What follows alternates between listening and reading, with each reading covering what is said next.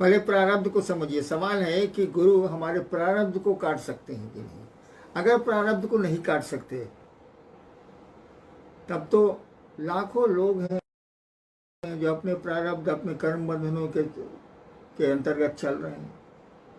गुरु अगर प्रारब्ध को नहीं काट सकते, प्रारब्ध का अर्थ हुआ, इसके दो अर्थ होते हैं। एक तो हुआ संचित कर्म जो हमने पहले कभी किया है और जिसका फल अभी बाकी है। एक प्रारब्ध होता है जिसका अर्थ है कि वह कर्म फल अब धीरे धीरे आ रहा है, जिसको भोग रहे हैं हम, वो सुख हो या दुख हो। तो ये प्रारब्ध को अगर गुरु नहीं काट सकते तब तो गुरु का काम ही नहीं चलेगा। जीव शिव की ओर चलेगा ही नहीं, उनका शिष्य महादेव की ओर बढ़ेगा ही नहीं, उनका काम नहीं चलेगा। गुरु तो बहुत बड़ी सत्ता है, शिव गुरु के रूप में तो सर्वोच्च सत्ता है वो। गुरु भाव आपके प्रारब्ध को खंडित करता है, गुरु भाव ही खंडित कर देता है। गुरु भाव में सब सम्मिलित है, नमः शिवाय भी है, शिव की दया भी है, शिव चर्चाएं भी हैं।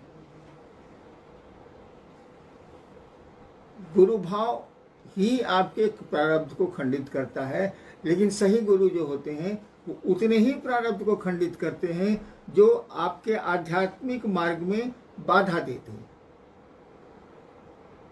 और उस बाधा भी अगर आएगी तो उतना प्रारब्ध हट जाएगा जिससे आप संघर्ष तो करेंगे लेकिन निकल जाएंगे, आपको रास्ते मिल जाएंगे। प्रारब्ध तो रहता ही रहता है जीव के साथ, वो कोई भी जीव हो, इंसान हो या मानवेतर प्राणी हो, प्रारब्ध तो रहेगा, कर्मफल तो रहेगा। गुरु भाव ही कर्मफल को दग्ध करता है, उसको खंडित करता है और आपके मार्ग को प्रशस्त करता है कि शिष्य उस मार्ग पर चल सके और कर्मफल यानी प्रारब्ध उसको उस दिशा में बाधा कम दे। ऐसी बाधा तो नहीं ही दे, अवरोध ऐसा है नहीं दे कि हमारा आपका आगे बढ़ना, उन्नयन होना हमारा आपका रुक जाए। वैसे हमेशा जान लीजिए कि जिंदगी में खराब समय आता है। जब भी आप चलते हैं सड़कों पे तो खराब सड़कें आती हैं आपके मंजिल तक और उन सड़कों से गुजरना पड़ता है। मैं मानता हूं कि अगर ट्रैक्टर से खराब सड़कों पर गुजरे आप तो आपको परेशानी ज़्यादा होगी, शरीर की थकान बढ़ेगी। लेकिन उन्हीं खराब सड़कों में अगर अच्छी गाड़ी से गुजरे, स्कॉर्पियो से गुजरे, बोलेरो से गुजरे, अच्छी गाड़ी से गुजरे तो आपको जर्क कम होगा। ये महसूस होगा कि रास्ते खराब हैं, लेकिन शरीर में दर्द कम होगा, थकान कम होगी। मैंने कहा जिंदगी में शिव की सवारी ले लो, शिव की सवारी ले लो। वो खराब सड़कें जब आएंगी तो आपको महसूस होगा कि खराब समय जा रहा है, असुविधाएं हो रही हैं, परेशानियां हो रही हैं, लेकिन आपकी गाड़ी धीरे धीरे धीरे धीरे हिचकोते खाते निकल जाएगी। आपका एहसास थोड़ा कम हो जाएगा, दर्द थोड़ा कम हो जाएगा। तो याद रखिएगा, गुरु प्रारब्ध को खंडित करते हैं, नष्ट करते हैं, दग्ध करते हैं। गुरु तो बहुत ऊपर की सत्ता है, गुरु भाव ही उसको नष्ट कर देता है, कम कर देता है। लेकिन सारे प्रारब्ध खत्म नहीं होते। जिन प्रारब्धों को भोगने की विवशता हमको आपको है, जो हम नहीं चाहते हैं भोगना, मंत्र को जपते जपते वो मंत्रविद तो हो सकता है। मंत्रविद का अर्थ होता है जिसने मंत्र को रट लिया, जिसने मंत्र को याद कर लिया है, लेकिन आत्मानुभूति नहीं हो सकती, क्योंकि आत्मानुभूति के लिए इन चीजों का कोई मोल नहीं है। साहब श्री के जीवन में यही हुआ था। साहब ने पहले बोध किया हर चीज का, और तब जिस बोध को उन्होंने अपने तल पे पाया, आत्मा के तल पे पाया, उसी को उन्होंने बाद में शब्दों में पिरोया।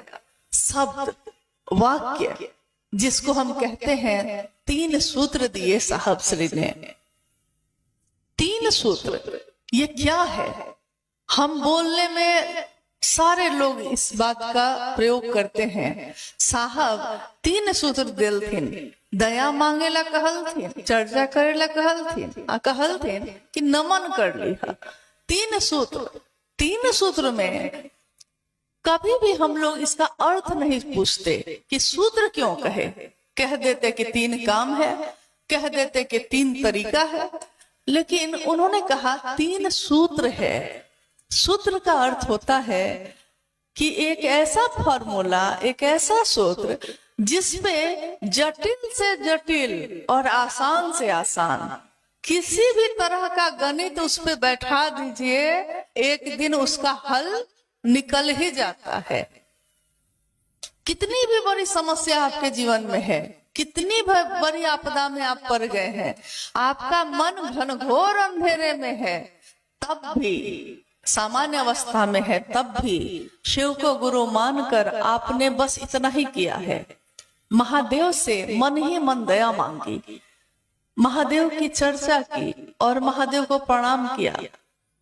सब कोई कहते हैं इस बात को, कहने में और समझने में बड़ा अंतर है। सिर्फ बोली में अगर बोल रहे हैं तो ये बाहर बाहर की चीज हो रही है, लेकिन अगर हम ये समझ भी रहे हैं कि जो बोल रहे हैं उसकी समझ भी मेरे अंदर है, तब हमारी बोली में असर भी है, क्योंकि आपने इसको समझा है। कितनी बार ऐसा हुआ होगा कि आपने साहब श्री की भी चर्चा को सुना है। कितने लोगों ने, हम में से सब ने साहब श्री की शिव चर्चाओं को हमेशा सामने रह के सुना, कभी वीडियो पे सुना, कभी किताबों में पढ़ा। साहब क्या कहते हैं पहले सूत्र में, यानी आपका मन जो जगत में उलझा हुआ है वो शिव की तरफ कैसे चलेगा, इसके लिए मन को जो सूक्ष्म है, जो दिखाई नहीं देता, उस मन को इस पहले सूत्र में डाल देना है। अभ्यास कराना है, उसको बार बार कराना है।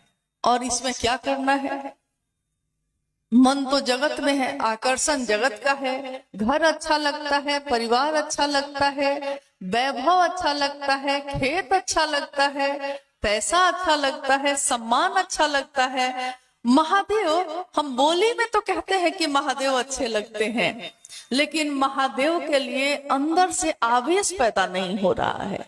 ये कैसे होगा?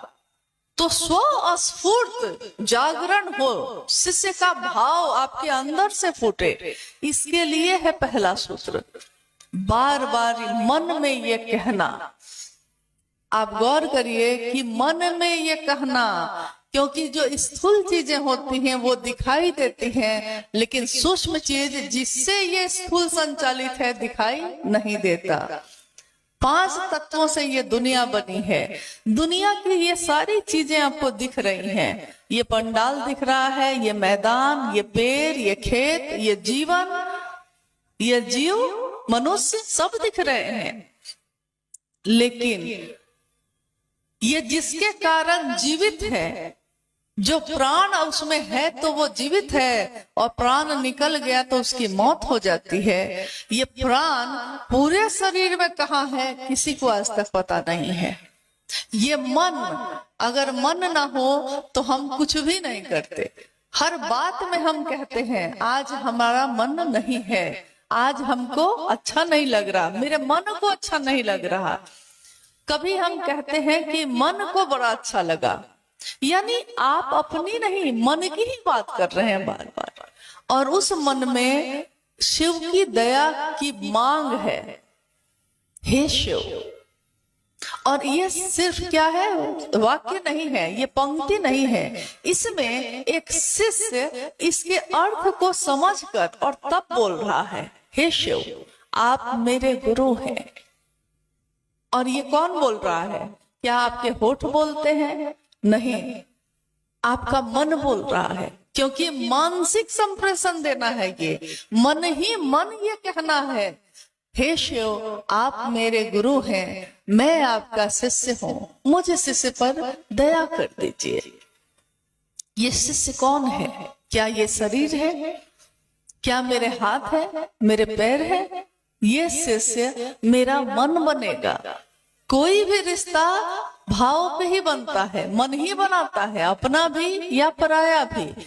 हम बार बार इस बात को कहते हैं, मुझे शिष्य पर दया कर दीजिए।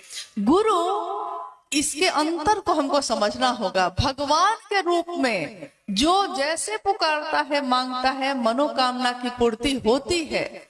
लेकिन गुरु के रूप में महादेव दया करते हैं, दया आ रही है, लेकिन यहाँ पात्र के जगह पे पानी गिर रहा है, बाल्टी है तब पानी उसमें एकत्रित हो रहा है। शिव की दया आ रही है, लेकिन शिष्य भाव होगा तो शिव की दया उसी भाव पे होती है। महादेव की दया जो होती है अहेतु की भी है, कारण नहीं चाहिए उनको दया करने के लिए ईश्वर के रूप में। लेकिन गुरु के रूप में साहब श्री की उस पंक्ति को याद करिए जिसमें उन्होंने कहा है कि गुरु की दया गुरु आदेशित अनुसार करने भर से मिलती है। गुरु की दया, गुरु का जो आदेश है बस उतना ही भर करने से मिल जाती है। और गुरु का आदेश क्या है आपने अभी सुना है तुरंत थोड़ी देर पहले।